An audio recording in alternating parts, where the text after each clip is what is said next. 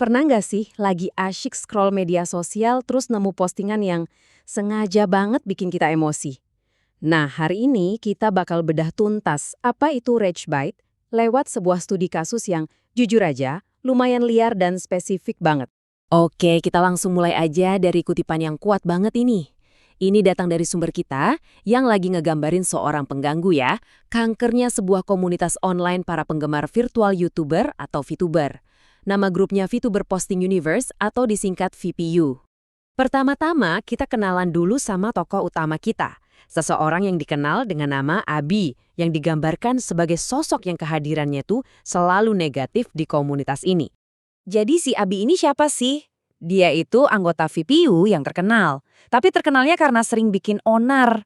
Dia dituduh sengaja mancing-mancing amarah atau rage baiting. Malah ada yang curiga kalau dia ini salah satu admin. Jadi dia bisa seenaknya meloloskan postingannya sendiri yang kontroversial.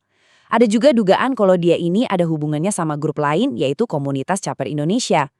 Dari sini aja polanya udah kelihatan kan? Sengaja bikin ribut cuma buat cari perhatian. Nah, keributan ini puncaknya terjadi gara-gara satu postingan aja. Postingan ini menargetkan seorang VTuber Indonesia yang cukup dikenal, namanya Evelyn. Ini dia isi postingannya.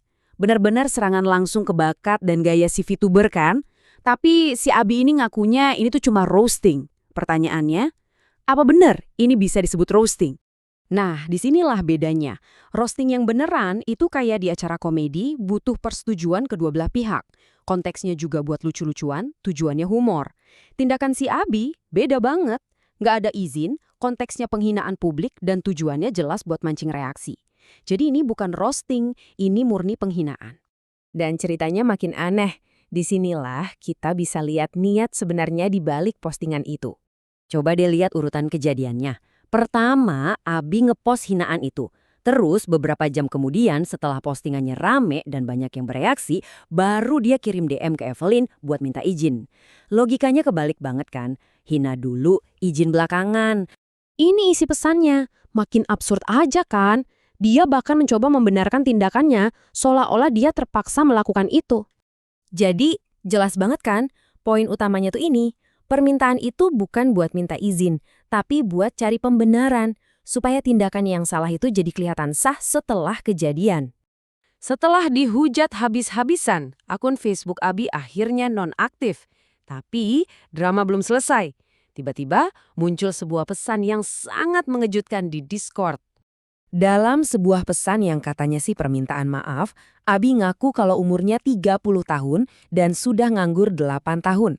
Dia juga ngaku menderita parasocial disorder dan narcissistic personality disorder. Katanya kalau nggak dapat perhatian atau caper, dia bisa sampai kejang-kejang. Dia juga ngaku drop out kuliah dan seorang hikikomori atau orang yang mengisolasi diri dari dunia luar. Pengakuan yang bener-bener wow. Nah, pertanyaan besarnya, ini beneran atau cuma sarkasme aja? Awalnya sumber kita juga ragu, tapi kalau dilihat lagi gimana dia begitu putus asa mencari perhatian, jangan-jangan pengakuan ini nyata? Pada akhirnya, sumber kita menyimpulkan kalau ini bukan sekedar trolling ya, mengingat betapa obsesifnya dia sampai bilang, aku harus ngakuin ini. Perilakunya ini lebih terasa seperti sebuah teriakan minta tolong yang tragis. Oke, sekarang kita coba lihat gambaran besarnya. Apa sih pelajaran yang bisa kita ambil dari semua drama ini buat kita semua yang aktif di dunia online? Nah, perilaku Abi ini adalah contoh sempurna dari apa yang disebut rage bait. Intinya, ini adalah taktik sengaja posting konten yang kontroversial buat mancing kemarahan dan interaksi. Tujuannya bukan buat diskusi, tapi murni cari perhatian. Kemarahan yang timbul itu bukan efek samping, tapi justru tujuan utamanya. Terus, kenapa ini penting? Karena perhatian, bahkan perhatian yang negatif, itu ibarat bensin buat mereka. Kalau kita kasih panggung, perilaku kayak gini bakal dianggap sukses. Dan ini bisa mendorong lebih banyak orang buat melakukan hal yang sama. Jadi, gimana cara paling efektif buat ngadepinnya? Ada 3 langkah simple. Pertama, kenali polanya. Sadari kalau konten itu emang sengaja dibuat buat mancing emosi. Kedua, dan ini yang paling penting, jangan kasih perhatian. Nggak usah komen, share, atau bahkan ngasih react. Dan yang ketiga, ya udah abaikan aja. Lanjut scroll. Ketidakpedulian kita itu senjata paling ampuh. Pada akhirnya, semua cerita ini meninggalkan kita dengan satu pertanyaan penting untuk direnungkan. Gimana caranya kita bisa bareng-bareng membangun komunitas online yang lebih sehat dengan cara memilih untuk nggak ngasih makan para troll ini? Coba deh kita pikirkan sama-sama.